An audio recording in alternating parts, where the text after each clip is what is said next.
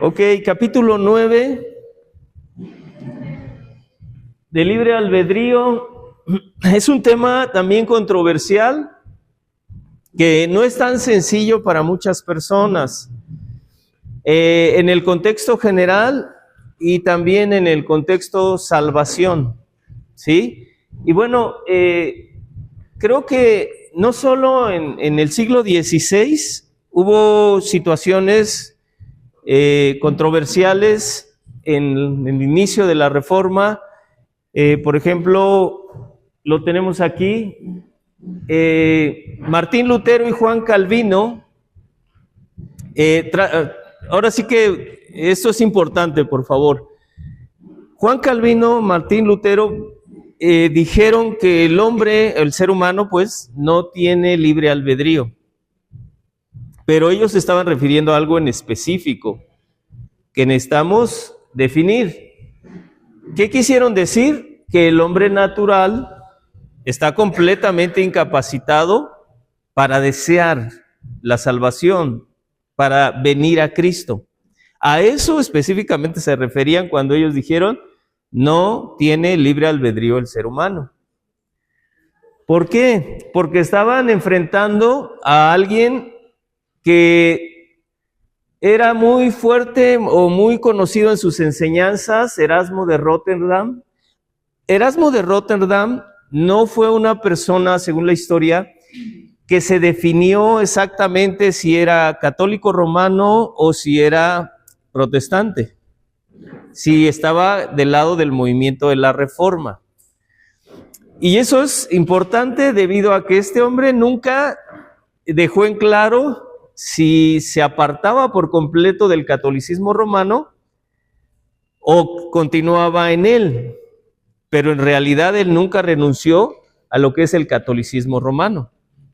Pero desde ese lugar él hablaba, o sea, desde el catolicismo romano, él hablaba, trataba de dar cierto equilibrio entre católicos romanos y protestantes en cuanto al libre albedrío, en cuanto a la salvación.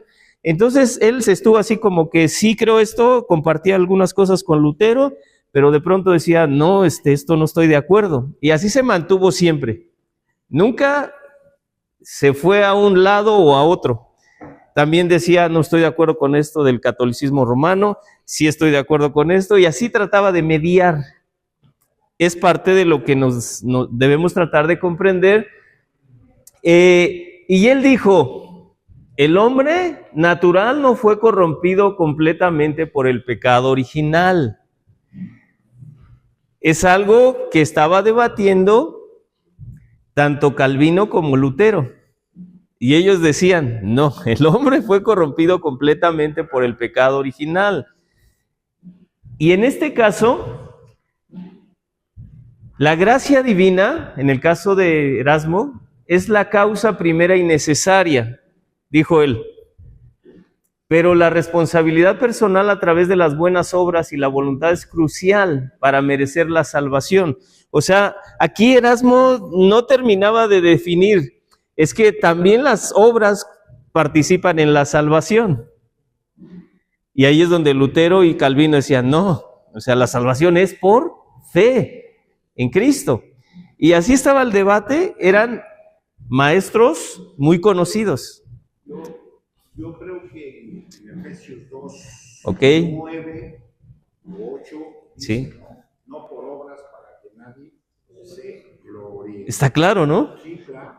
Pero normalmente esta lucha no es del siglo XVI. Esta lucha viene desde los primeros siglos. Anterior a ellos hubo un fuerte enfrentamiento, hasta se hicieron concilios siglo IV, a finales del siglo IV y principios del siglo V. Estamos hablando de los inicios de la iglesia, cuando ya entró Constantino en el Imperio Romano, adoptó el cristianismo y se convirtió en Iglesia Católica Romana, ¿no? Dejó de ser lo que era la iglesia apostólica que los discípulos, los apóstoles establecieron. En ese tiempo también se levantó alguien que se llamaba, se me olvida el nombre, Ay, ¿cómo es posible? Ayer lo estaba oyendo. Creo que lo apunté aquí. Pelagio. Pelagio. Entonces, Pelagio en el siglo IV era alguien, como dijo Pablo a los líderes de la iglesia en Hechos 20, de ustedes mismos se levantarán falsos maestros. Eso nos debe poner a pensar a nosotros. Nos debe animar a ser estudiosos de la Escritura.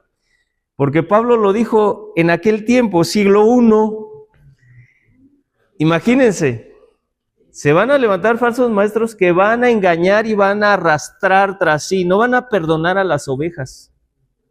No las van a perdonar, es decir, las van a extraviar prácticamente, está diciendo ahí, en cuanto a la enseñanza, la teología. No estamos hablando que van a perder la salvación, sino que se van a extraviar, o sea, los van a confundir. Entonces, mis hermanos, este enfrentamiento que se dio también entre Pelagio, y no sé si ustedes han oído hablar de Agustín de Hipona, también fue algo similar a lo que vemos en el siglo XVI entre Martín Lutero, Calvino y Erasmo de Róterdam. Entonces, esto no es nuevo. Hasta el día de hoy se sigue enfrentando esta situación. Y nos debe quedar claro acerca del libre albedrío.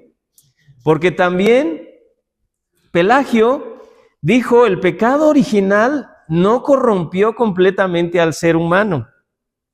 Y el ser humano puede venir a Cristo, a la salvación, al arrepentimiento, sin la gracia, sino por sí mismo. De hecho, él no veía lo que vamos a ver ahorita, por eso la confesión define estados en el que el ser humano se encuentra. Porque Pelagio dijo, el ser humano fue creado así como nosotros nacimos, también Adán y Eva en la misma condición. Y tanto Adán y Eva tenían la capacidad para obedecer a Dios, como el día de hoy nosotros también, dijo, en el siglo IV. O sea, esto no es nuevo. Y esto se debate en muchos lugares, y si tú no entiendes, no te queda claro, puede ser confundido. Ahora, por eso la confesión habla de 4 estados diferentes del ser humano. Por eso, cuando se hacen las confesiones, en este caso de Londres, se define que hay diferencias en cada estado, y en todos los 4 estados somos responsables de nuestras decisiones. La Biblia dice que sí tenemos libre albedrío, pero el libre albedrío está determinado, sujeto, dice mi hermana América, a el estado en el que se encuentra cada persona. Y eso, dice, no, pues yo estoy en la Ciudad de México. No, no a ese estado, sino a una condición.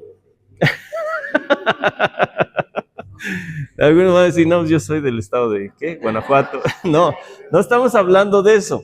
Ok, entonces las confesiones no contradicen a Martín Lutero ni a Calvino cuando ellos dijeron el ser humano no tiene libre albedrío. Pero ellos se estaban refiriendo específicamente, no pueden venir a Cristo por sí mismos. ¿Sí? Y las confesiones tratan de clarificar esta situación. La de Westminster, como también la de Londres, acerca de que sí tiene libre albedrío. Ellos, buenos días, Calvino, Agustín de Hipona, siglo IV, Calvino, Lutero, siglo XVI, para ellos el hombre sí ha tenido libre albedrío, pero en un contexto general. Pero en cuanto a la salvación, no tienen la capacidad para venir a Cristo. Quise definirlo de inicio porque todo el capítulo habla de esta situación. ¿Ok? Muy bien, seguimos adelante. Si tienen dudas, ya saben, ahí está David y Mac. Ok, ¿usted qué opina? dentro de lo que usted ha entendido, estudiado en las Escrituras, experiencia que ha tenido de sí mismo, usted, ¿tiene libre albedrío? Sí, ok. ¿Es responsable de sus acciones? ¿Es responsable de lo que ve, de lo que oye, de lo que habla? ¿Usted es responsable, sí o no? Sí. Exactamente, ok. Ahora, el punto controversial es en cuanto a la salvación, en cuanto a venir a Cristo. ¿Usted vino a Cristo por sí mismo o porque Dios lo trajo? Usted no quería, lo trajeron a fuerzas. Dios te llamó, Elvia. Sí, porque si Él me trajo y si yo no quería, entonces violó mi libertad, mi libre albedrío que Él mismo me dio.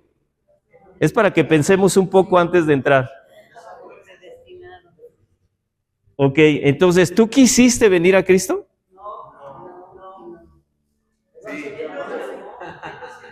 ¿Sí? Lo que pasa es que cuando Dios regenera tu corazón a través de ese espíritu ya tienes ese deseo. Ok, aquí ya añadimos algo. Es diferente a que yo de mi naturaleza pecaminosa antes de que Dios tuviera misericordia de mí o dijera, es que yo quiero saber de cosas. Ok, aquí ya tenemos algo más que nos ayuda a comprender qué sucedió en la salvación.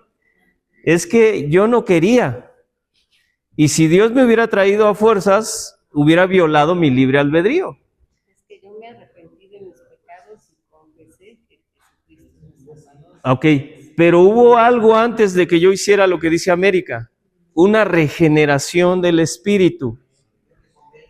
Él es el que convence de pecado y Él es el que me da testimonio de Cristo. O sea, yo leo la Biblia sin esta regeneración y yo veo, Cristo es un buen maestro, un buen ejemplo, un profeta. Órale, qué buen líder.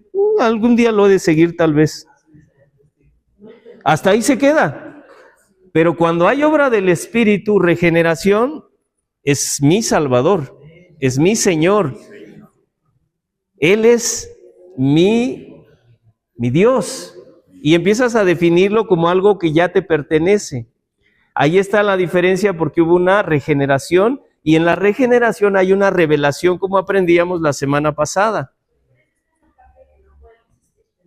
El llamado irresistible, exactamente. Y entonces yo ya quiero venir a Cristo. No es que me obligó y violó mi libre albedrío. ¿Sí? Además, otra cosa, ¿no? Antes de venir a Cristo estamos muertos en delitos y pecados. Exactamente. El que está muerto, está ajeno a la vida de Dios. Es como decirle a un muerto, o sea, ve y bebe agua. O sea, no, necesita que lo resuciten. Y eso es lo que hizo Dios con nosotros en la regeneración. ¿Sí? Lupita. O sea, que hay las personas que nacen como que familias que creen en la muerte o en el infierno ahora, Sí. y que van creciendo con esas ideas y terminan tomando malas decisiones. Sí. Bueno, en este caso recuerden que la obra de Dios, la regeneración del Espíritu, actúa, no importa en el contexto que hayamos nacido o crecido. Cuando Él da libertad, acuérdense, Juan 8, si el Hijo te libertare, serás verdaderamente libre. Aunque hayas creído en Santa Teresa, ¿qué? De Calcuta, que hayas creído en San Judas Tadeo, en Buda, o sea, no importa en el contexto que hayas creído y lo que hayas practicado, cuando Él te hace libre, tú vienes a esa libertad. O sea, Él te libera de la esclavitud del pecado, te libera de la esclavitud de Satanás y libremente yo quiero venir a Cristo. Y empieza un cambio de vida. Ya no le pongo flores ni collares a la muerte. Una pregunta más. Ahí entraría también el que Él pone los medios. Exactamente, sí. O sea, Él nos llama, pero nosotros en nuestra necedad, pues lo hacemos a un lado. Sí, ¿no? Pero nos negamos. Llega el momento que por medio de hasta de un gentil habla Pero él, ¿cómo sabe esto si también ni siquiera se ha parado ahí? Él va poniendo los medios para que nosotros nos encontremos con Él. Acuérdense que providencialmente Él dirige la historia humana.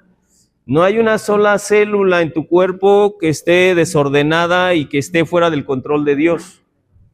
Si Él permite cierto desorden en tu vida, es que Él está providencialmente vigilando ese desorden que ha llegado a tu vida, a tu cuerpo. O sea, no es se le salió de control a Dios. Y eso tiene que ver con el decreto, y esto tiene que ver con guiarnos a los predestinados a llegar a ese momento en el cual tú vas a estar con Él y vas a creer en Él y te vas a arrepentir de tus pecados. ¿Sí? Pero recuerden, es básico. Es muy importante la regeneración, porque si no, y vamos a ver varios aspectos. Uno de esos aspectos que, por ejemplo, se debatió con Pelagio desde el siglo IV y con Erasmo de Rotterdam, siglo XVI, es si tú no necesitaste la gracia de Dios, entonces te puedes salvar solo a ti mismo. Entonces, ¿para qué vino Cristo? Si yo me puedo salvar solo. Yo no necesitaba Redentor si yo solo me puedo salvar. Y eso ya no es bíblico, contradice todo lo que la Biblia enseña acerca del Evangelio, que era necesario que viniera un Salvador. Se prometió desde Génesis 3:15. Ahora, mis hermanos, ellos trataron de definir, tanto Erasmo como Pelagio, ¿qué área del ser humano no había sido corrompida? O sea, si la Biblia dice que todo el ser humano, o sea, por ejemplo, Romanos 5:12, cayó Adán, caímos todos. Y todos estamos destituidos de la gloria de Dios por cuanto todos pecamos. Entonces, la Biblia es clara. El pecado entró y nos corrompió a todos completamente. Hay personas que viven en un contexto más difícil, como menciona Lupita, en un contexto donde hasta se aplaude la idolatría, se aplaude el pecado, y entonces el ser humano desarrolla más capacidad para la maldad. Y pareciera que es pecador, mientras que otros que van a la escuela, que están trabajando, uno los ve y dice, ese no es pecado. Miren lo que dijo Pelagio, porque me estoy acordando de varias cosas. Pelagio dijo, en este mundo hay personas que nunca han cometido un pecado. Y Agustín de Hipona contradijo todo eso y se hicieron los concilios, uno de ellos el concilio de Cartago, en donde se mencionó que las enseñanzas de Pelagio eran herejía. Miren, es importante que comprendamos lo que la Biblia dice, que el pecado entró a todos y que todos pecamos, no solo a Adán. Ese es el pecado original, pecó Adán y caímos todos. O sea, ya nacimos pecadores. Solo que el contexto potencializa la maldad que ya traemos, ese principio de maldad, o hay personas o hay familias que frenan ese pecado en sus hijos, en su cónyuge. Y hay cierto freno, pero no es Dios. Hay personas que dicen, esto no nos conviene, esto no me conviene, y entonces no practica algún pecado. Y hay personas, familias, donde el pecado es una práctica normal y se deshacen y se desbaratan unos con otros. Se burlan unos de otros, en la misma familia, entre hermanos, entre niños, y los niños están aprendiendo y se potencializa eso. Pero los que están en un monasterio y que andan así, también tienen pecado. Y que, mis hermanos, uno pudiera, en nuestra opinión, decir, me parece una buena persona. Sí, pero es pecador. O sea, es lo que dice la Biblia. Ok, vamos a ver cada uno. Esta fue la introducción. Vamos a ver cada uno de los párrafos. La voluntad del hombre. En el párrafo 1 dice, Dios ha dotado la voluntad del hombre, capítulo 9, por los que llegaron después, Dios ha dotado la voluntad del hombre de una libertad natural. Escuche esto, libertad natural. Y de poder para actuar por elección propia, que no es forzada ni determinada a hacer bien o mal por ninguna necesidad de la naturaleza. Es decir, nadie puede decir, es que mi naturaleza me obliga a hacer lo que hago. Yo soy inocente. ¿Será así? No, hermanos. Cada quien es responsable. Y es verdad que a los niños hay que instruirlos, porque ellos no determinan en su interior todavía qué es bueno y qué es malo. Y hay que decirles, esto no, hijo, esto no, esto sí.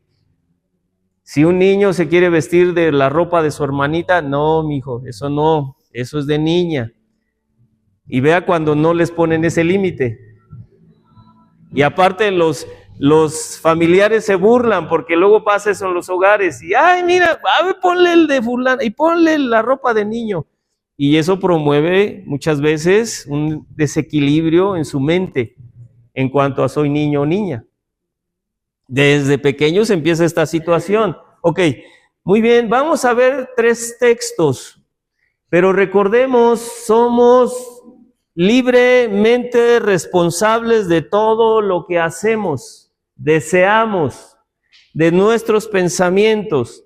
Yo me lo he repetido muchas veces, esa es mi convicción personal de que mis emociones no están en manos de personas fuera de mí.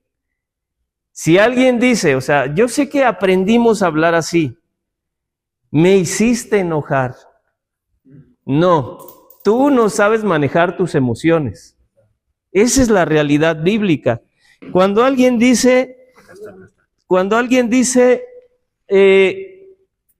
por tu culpa sufro todo esto, ¿no? No sé si recuerdan los que, bueno, no tan viejitos, que vean a un personaje que se llamaba Lencha, que les decía a su esposo, ranchero, ¿no? Y ella con sus trenzotas. ¿Cómo le decía? No lo quiero decir. Pero siempre decía, tú me haces sufrir, ¿no? Pero no lo quiero decir yo, ¿no?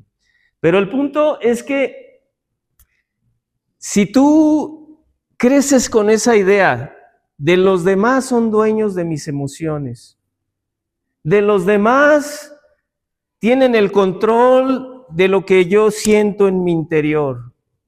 La Biblia dice que no. La Biblia dice que tú eres responsable. Si no manejas tus emociones, si no manejas la ira, ese es tu problema. No es que los demás te obliguen a que tú expreses tu ira y hasta digas maldiciones. No, es que tú no sabes controlarte. Así de sencillo. Y eso, yo soy responsable, tú eres responsable de todo esto. Si alguien, lo cantamos, mis hermanos. ¿Cómo fui a enamorarme de ti? Pues tú quisiste. Tú eres responsable de que te enamores de alguien. Si yo sabía que no era bueno. Tú quisiste. Tú sí. Es que, hermanos, le queremos culpar a todos de lo que yo no tengo control. Cuando pierdo control de algo, es que fulano me provocó. No, o sea, tú quisiste. O sea, tienes que aprender eso. El pecado te enseña que tú debes justificarte y que tú eres inocente. Se justifica con tus papás, con su esposa, con su esposo, con el que sea, el vecino. El alcohólico se justifica, el drogadicto. ¿Sí? Culpa a todos. Sheinbaum tiene la culpa. O sea, no, ¿por qué? O sea, tú tienes que controlar tu cuerpo. Tu cuerpo es tu siervo. No eres tú siervo de tu cuerpo. O sea, son cosas que debemos aprender y que la Biblia nos enseña. Así que somos responsables moralmente hablando. ¿Qué pasó con Amnón? Le dijo a su hermana Tamar, es que te amo, o sea, mírame, estoy enfermo de amor por ti y tirado en la cama. y abusó sexualmente de ella. Y después le dijo, lárgate. Tú dices, pues ¿qué pasó? ¿No? Que la amabas. ¿Y no sucede eso en los matrimonios? Mi vida, y después, ya no te amo. O sea, es irresponsabilidad. Yo hablaba con unos jóvenes y les decía, tienes que aprender que hay una parte en ti que desea, pero hay otra parte que tú tienes que crecer en responsabilidad. Porque una relación de pasión sin responsabilidad destruye. No va a durar. Entonces, mis hermanos, si alguien dice estoy bien apasionado por Cristo, bueno, entonces hay un compromiso en tu libre albedrío. Cristo, yo te amo. Cristo, yo te amo. Y lo cantamos, ¿no? Y ya está, lloramos y, Señor, qué bonito. Pero salgo a la calle y empiezo a maldecir a todo el mundo. Llego a mi casa y órale tú, órale. ¿Y dónde está tu cristianismo? Entonces es parte de lo que vamos a aprender. Recuerden, en cuanto al libre albedrío en general, en cuanto a decidir, tú decides dónde te sientas cuando vienes a la reunión, tú decides si de pronto a alguien no le hablas, y es que me cae gordo. Tú estás decidiendo. Es que nadie me saluda, tú estás decidiendo no saludar a nadie. Pues es tu decisión. Entonces, aquí, en este caso, Jesús dice, en cuanto a Juan el Bautista, ya vino Elías, no lo conocieron, hicieron con él todo lo que quisieron. Y eso aplica a tu vida. Tú haces todo lo que quieres. No culpes a nadie. Santiago 1:14, cada uno es tentado de su propia concupiscencia. Si tú dices pequé, y tratas de justificarte, detente. Y simplemente ve a Cristo y dile, Señor, pequé contra ti, perdóname. No trates de justificarte y culpar a los demás. Cierra rápido ese círculo. Señor, por favor, dame la capacidad de vivir en santidad en esta área de mi vida. Cada uno en su propia concupiscencia es tentado, atraído y seducido, y esto te puede llevar hasta la muerte física. Si tú dices, es que no está tan mal mi pecado, bueno, eso te puede llevar a un juicio de Dios. Si eres hijo, hasta la muerte física. Y no estoy exagerando, perdónenme. Deuteronomio 30. En cuanto a Israel, les he puesto delante de ustedes la vida y la muerte, la bendición y la maldición. Tú elige. Tú elige. ¿Sale? Como pueblo de Dios, delante de ti está la bendición porque Dios nos bendijo en Cristo. Aquel que no es pueblo de Dios, Dios no puede decirle esto. ¿Por qué? Porque ¿qué elige? El hombre caído, ¿qué elige? El pecado. Esto es para el pueblo de Dios. Ok, pregunta 2. ¿Fue la voluntad de Adán confirmada en justicia cuando fue creado? O sea, ¿Dios le dio la capacidad a Adán para ser justo? ¿Sí o no? Sí. Y la responsabilidad. O sea, es el primer estado que se menciona. ¿El estado de qué? De inocencia, en donde nadie más ha estado en esa condición. Solo Adán y Eva, ni siquiera Caín, su primer hijo. Solo Adán y Eva. Entonces es un estado que tú y yo no tenemos, no tuvimos, y que nuestra capacidad para definirlo es limitada. Nos debe quedar claro.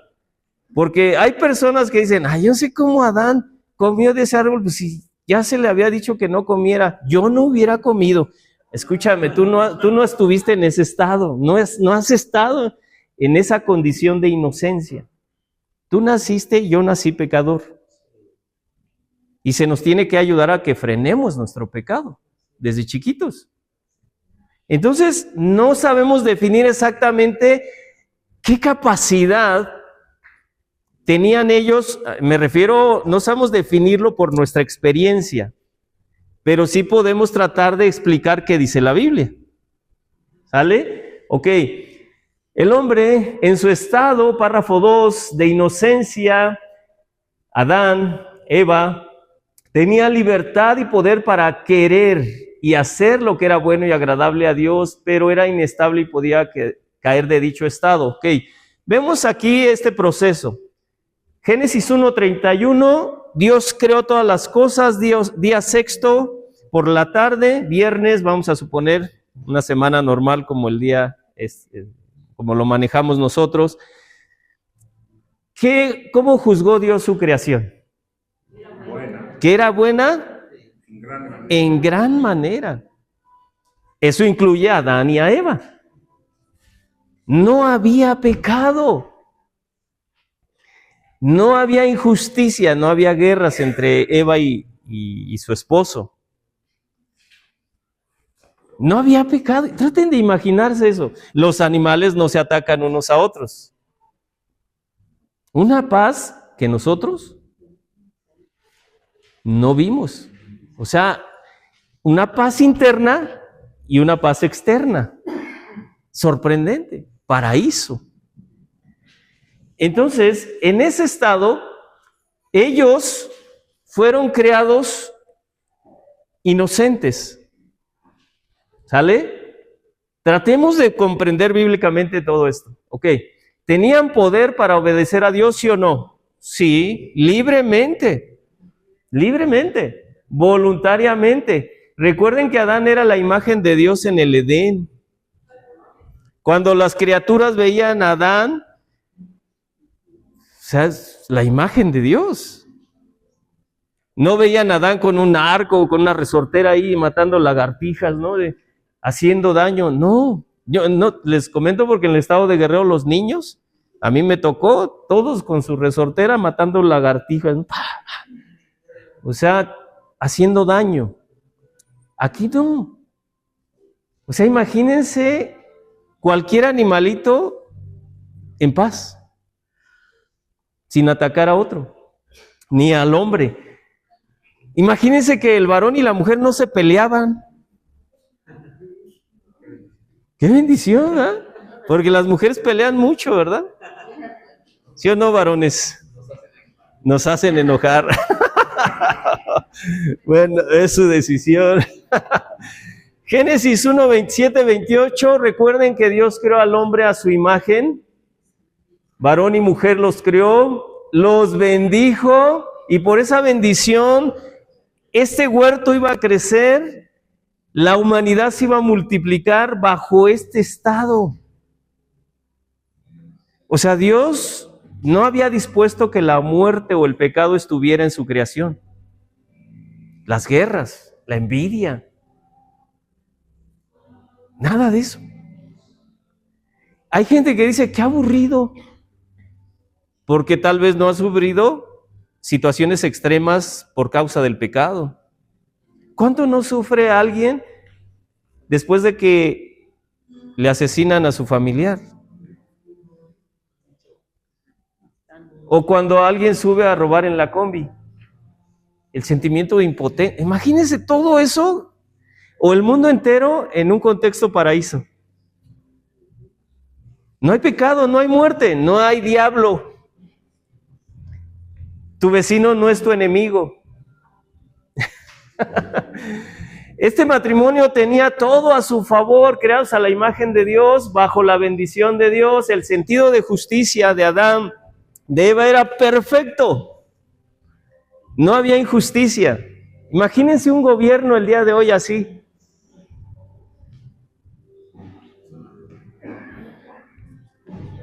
¿Creen que sea posible el día de hoy un gobierno así? No. Eclesiastés 7:29 ya lo hemos leído. Dios hizo al hombre ¿cómo? Recto, íntegro, completo, sin que nada le faltara. ¿Estaba latente la caída? Sí, era una posibilidad. ¿Por qué?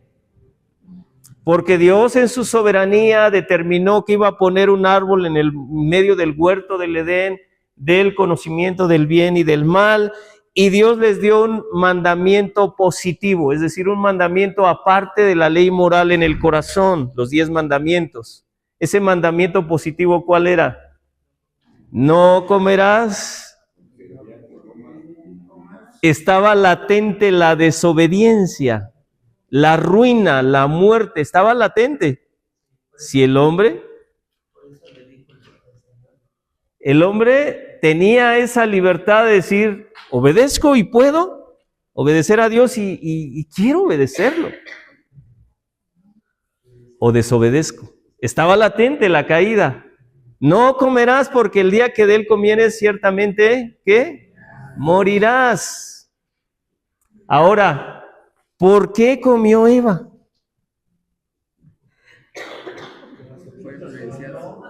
Fue influenciada por la serpiente. Y fue su decisión de ella. Pero el estado de inocencia de ella nosotros no la podemos definir exactamente. O sea, no puedo decir el día de hoy, yo no lo hubiera hecho. ¿O por qué lo hizo? Vea la ruina que trajo. Porque fue la mujer, ¿eh? No, luego se defienden, ¿verdad? Pero en este caso, ella vio y ahora vio el árbol con la mentira. ¿Sí ven la diferencia? Ahora ella y él seguramente miraban el árbol sin problema, pero estaba claro, no vamos a comer. Pero ahora vino la mentira, no vas a morir. Y ahora ya lo vio diferente. ¿Sí? Vas a ser como Dios. Entonces vio que era bueno. Pero Dios no le dijo que era bueno. Dios le dijo, se van a morir. Pero vino la mentira y esto influenció su forma de ver el fruto. Ya no lo vio tan malo. Y eso sucede hasta el día de hoy. Personas que no han pecado, viene la mentira, no te va a pasar nada. Y ya no ves igual el pecado. Ya ves desde una perspectiva de influencia, de mentira. Entonces pensó que era codiciable para alcanzar sabiduría y tomó de su fruto, comió y también le llevó a Adán. ¿Y qué hizo Adán? Comió. ¿Fueron responsables? ¿O le echamos la culpa a la serpiente? Ellos responsablemente decidieron comer. ¿Sale? Dios les dio libre albedrío, pero estaba latente la caída y cayeron. Ahora, recuerda, el poder de la mentira sigue obrando por los siglos hasta que se ha destruido este ser. Es padre de mentira, es la serpiente antigua, es el dragón, es la serpiente Satanás y sigue engañando a muchas personas. Ahora, ¿la serpiente los obligó a desobedecer a Dios? No, nos debe quedar claro que no. Ellos, en base a la mentira y sobre todo la mujer primero, decidió comer de algo que Dios les dijo, no coman. Van a traer ruina a su vida.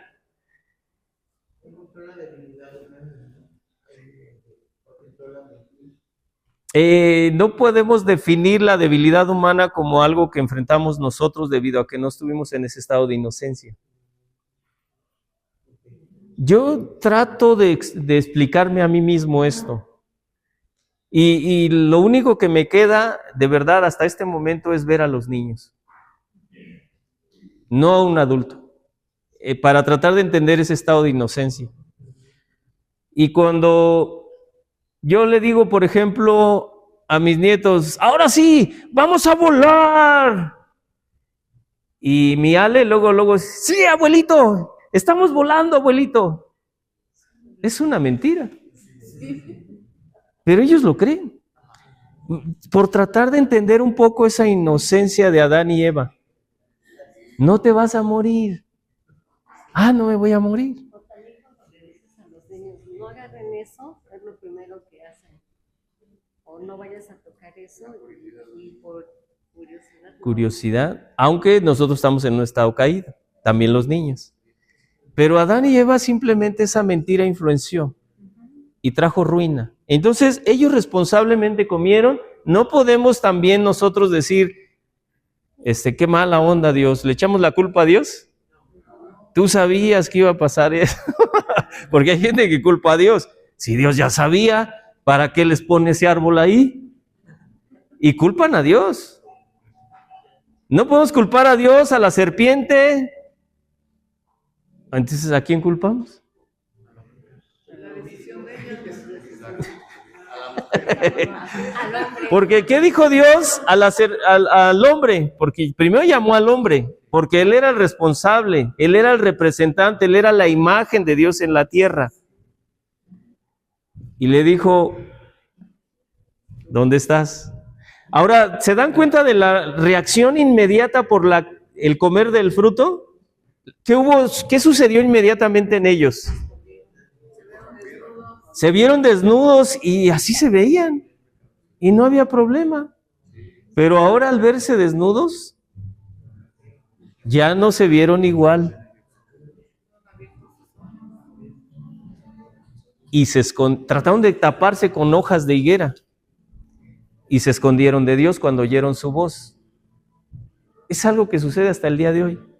El ser humano se esconde de Dios. Ok, por tratar de entender este concepto codicia en el contexto de inocencia de ellos, no podemos definirlo codicia en nuestro contexto caído. En el contexto de inocencia, yo traté de definir esto y aparece el mismo concepto hamat que después de la caída, no cambia.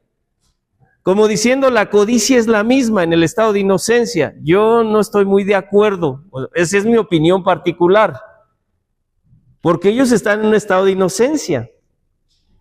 Pienso que debió usarse otra palabra, porque ellos no codiciaron, ella no codició a la mujer en un contexto caído, bajo pecado.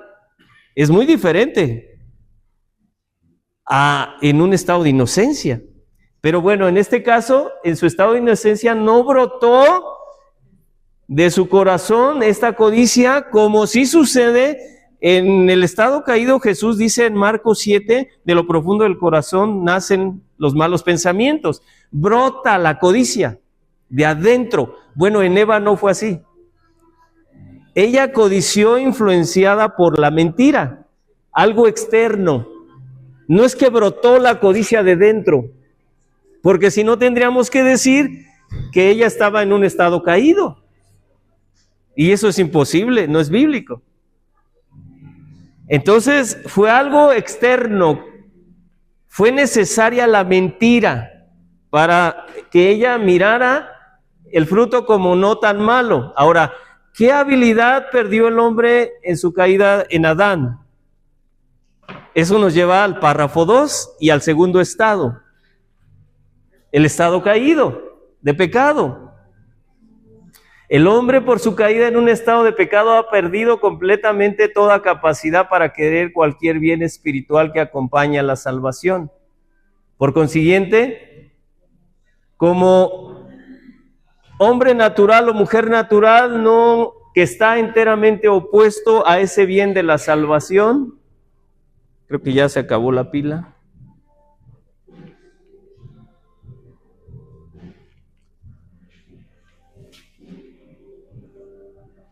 Y muerto en el pecado, no puede por sus propias fuerzas convertirse a sí mismo o prepararse para ello. Eso, lo que dice este párrafo 2, es lo que decía y aseguraba Calvino y Lutero, siglo XVI.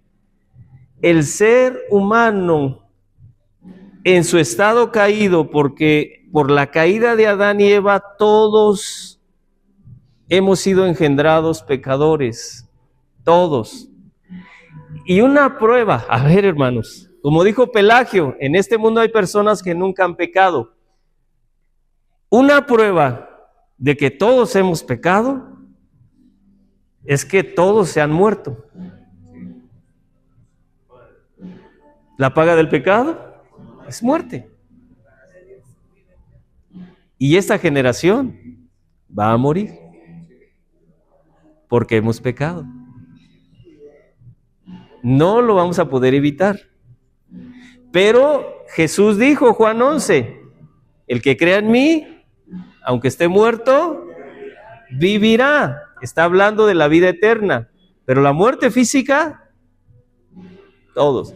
Entonces, si hubiera sido cierto lo que Pelagio dijo, o sea, hay personas que nunca han pecado, no se hubieran muerto, estarían vivas. Pero están muertos. De ahí la prueba de que el párrafo 2 nos explica esto, que hay una depravación total, mente, alma, corazón, espíritu. No sé qué me falte. Cuerpo. Todo fue corrompido por el pecado. Según la Biblia y según este párrafo. Ahora, el primer ejemplo de este pecado, de haber caído del estado de inocencia, ahora, traten de comprender esto. Un matrimonio está en un estado de inocencia y son, vamos a decirlo así, tratando de explicarlo humanamente, son despertados de pronto en un estado caído. Experimentaron algo que ellos nunca habían experimentado, como al verse desnudos. Ellos nunca habían experimentado esa vergüenza. Imagínense. Ahora imagínense el ambiente cálido del paraíso como para que ellos anduvieran desnudos. Y el día de hoy, ¿cómo andamos cobijados?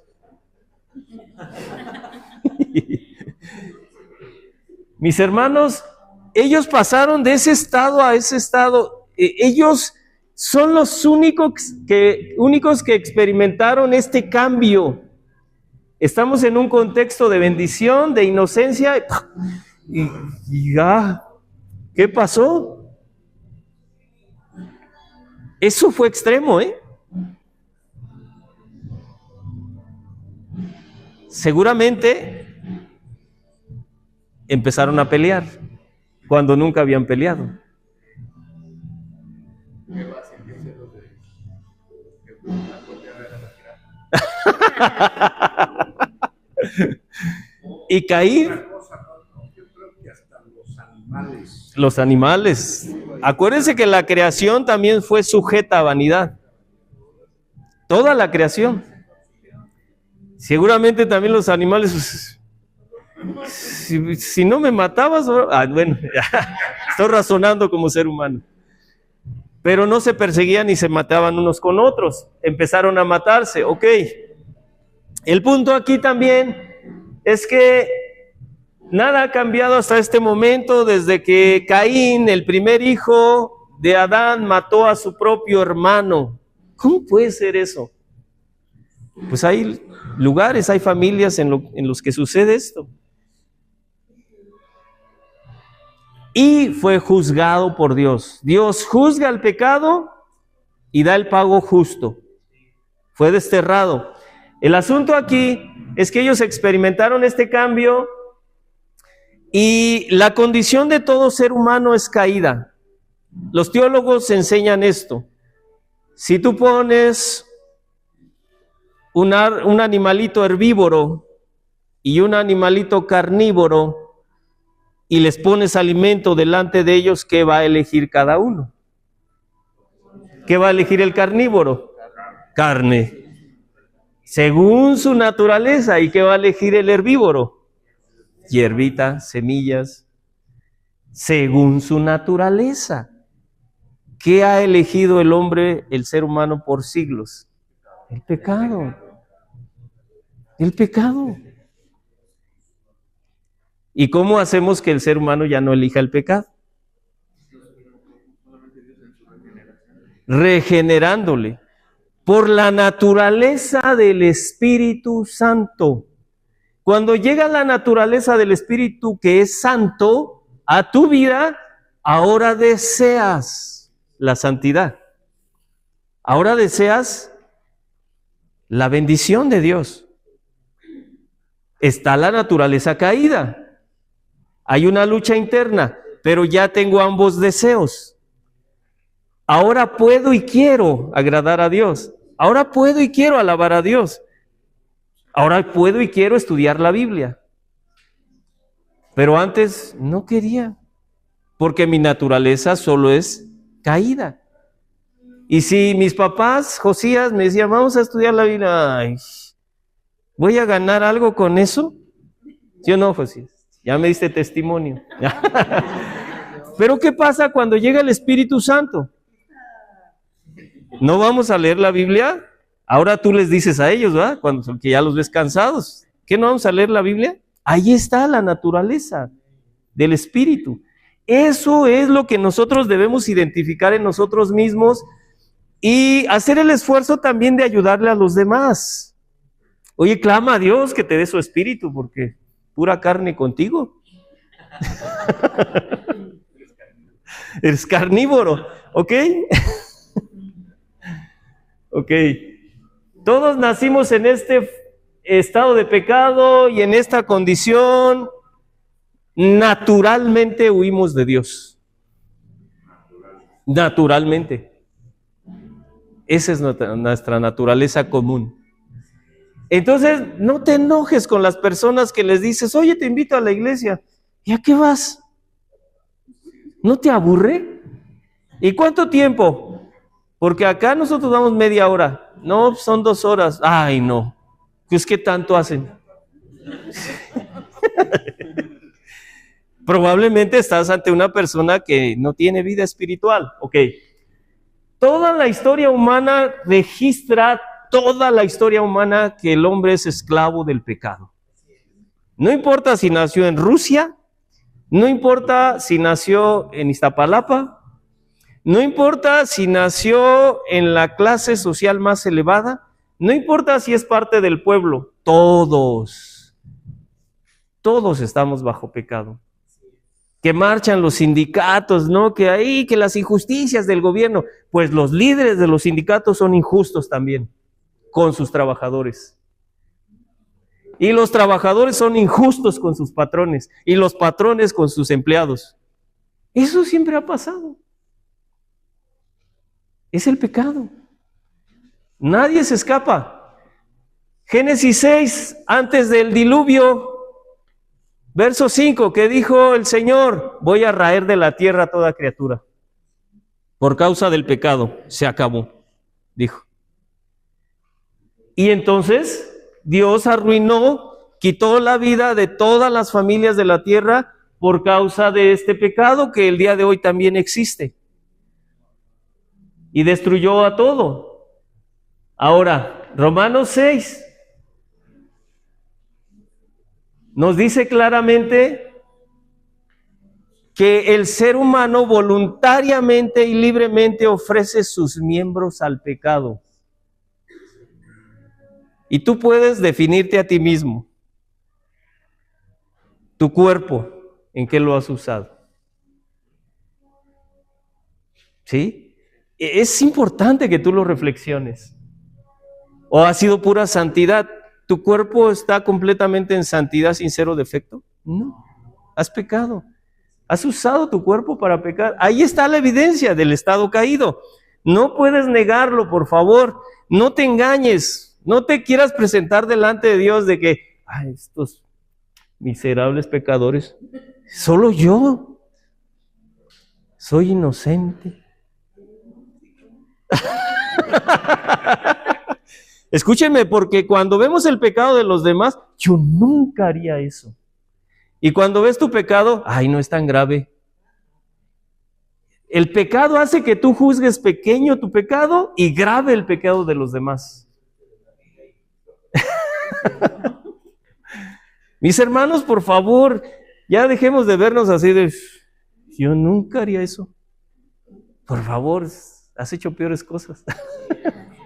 Arrepiéntete, pecador. ¿Los descendientes de Abraham nacieron bajo pecado o el pueblo de Israel son puros inocentes? También nacieron bajo pecado. Jesús les dijo en Juan 8:31, porque él les estaba hablando de la libertad, del pecado, y ellos dijeron, nosotros no hemos sido esclavos de nadie. Ah, miren, en México también hay personas así. Nosotros somos inocentes. Y el día que yo muera, directito al cielo. ¿A poco? No, la Biblia dice que todos, le dijo Jesús a descendientes de Abraham, ustedes son esclavos del pecado, y más adelante les dijo, ustedes son hijos de Satanás. ¿Así? Esa es la realidad de la humanidad. Está diciendo, están bajo el gobierno de Satanás. El hombre natural, 1 Corintios 2:14, sea judío, musulmán, católico, el que usted quiera de cualquier país, no percibe las cosas que son del espíritu. El hombre natural. Todos nacimos en ese estado caído natural. No percibe las cosas del espíritu. Para él son locura, no las puede entender. Y Romanos 3, dijo Pablo acerca de los judíos, nosotros los judíos somos mejores que los gentiles. ¿Y qué dijo él mismo? No, todos estamos bajo pecado. Está claro, ¿no?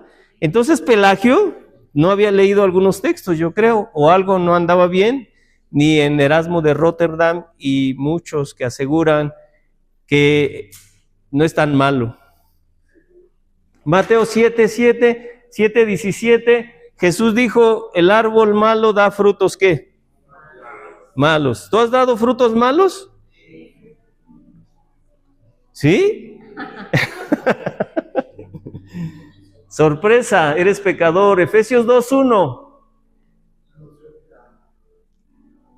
¿Cómo fuimos salvos? Dios nos dio vida cuando estábamos muertos, completamente muertos. Tú no le puedes decir a un muerto, guarda los mandamientos, porque está muerto. Necesito darle vida. Dios nos dio vida primero y después dice, ok, ya te di vida, te di mi espíritu, ahora guarda mis mandamientos. ¿Sale? 2 Corintios 3:14, el entendimiento de los judíos, en el contexto de que hay personas que son sionistas, y esas personas sionistas dicen, no, los judíos son puros santos.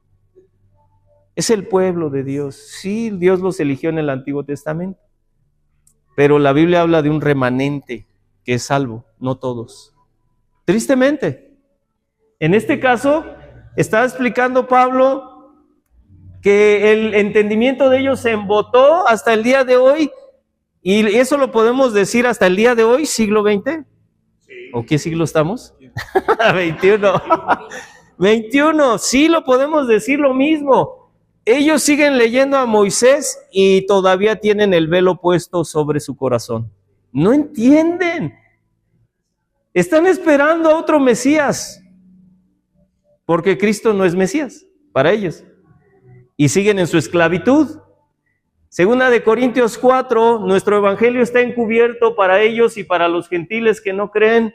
Está encubierto para todos los que se pierden, porque hay un ser que actuó en el jardín del Edén y que sigue actuando hasta el día de hoy en la vida de los incrédulos. Se llama Satanás y cegó el entendimiento de los incrédulos para que no les resplandezca la luz del evangelio. Esa es la condición caída de todos los seres humanos. Romanos 18. Pablo, estando en Cristo y con la morada del Espíritu Santo, dijo, aún teniendo vida espiritual, de pronto quiero hacer lo malo. Y a veces lo hago. Y aunque a veces no lo quiero, porque está el Espíritu frenándome, de todos modos lo hago. Juan 3:3. ¿Qué dijo Jesús? Y 3:5, el que no naciere de nuevo, no verá el reino, ni entrará tampoco. ¿Qué es necesario? Nacer, el cambio de naturaleza. Entonces, mis hermanos, es muy importante que nosotros nos quede claro. Jesús le dijo a su propio pueblo, víboras. Juan el Bautista, perdón. Ya ahí vamos. Ustedes, en este caso, Jesús les dice, ¿cómo pueden hablar lo bueno siendo malos? O sea que hay personas que hablan muy bonito, sí, los políticos hablan muy bonito. Hermanos, la Escritura dice, Jesús dijo, somos malos. Solo es cuestión de que te rodees de tentaciones y vas a descubrir tu maldad. Eso es real. Rodéate de tentaciones. No te lo recomiendo. Pero si quieres probar como Salomón. Jeremías 13. Salomón al final, no dice la Biblia, pero muchos aseguran que al final ya no buscaba mujeres. También quiso buscar hombres. Sexualmente.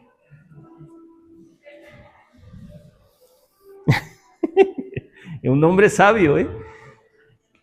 El ser humano, el animalito podrá, el etíope, podrá cambiar su piel, el leopardo sus manchas. No puede. ¿Podrán ustedes hacer el bien estando habituados a hacer el mal? Esa es la condición natural. Juan 5:40. Jesús le dijo a sus propios descendientes de Abraham, su propio pueblo, no quieren venir a mí por esa condición caída, para que tengan vida. Hechos 7, Esteban dijo, duros de cerviz, incircuncisos. ¿Pero cómo? Si eran circuncidados. Le dijo a su propio pueblo, incircuncisos. Del corazón. Es necesario nacer de nuevo. Solo Dios circuncida el corazón. Terminamos. Ahí nos quedamos. Si alguno viene a Cristo para ser salvo, es porque Dios le ha concedido en su voluntad, sin tomar en cuenta ningún mérito humano. Es solo por gracia de Dios. Reflexiónelo y la vemos la siguiente semana. Padre, muchas gracias. Tú eres bueno. Tú has sido bueno.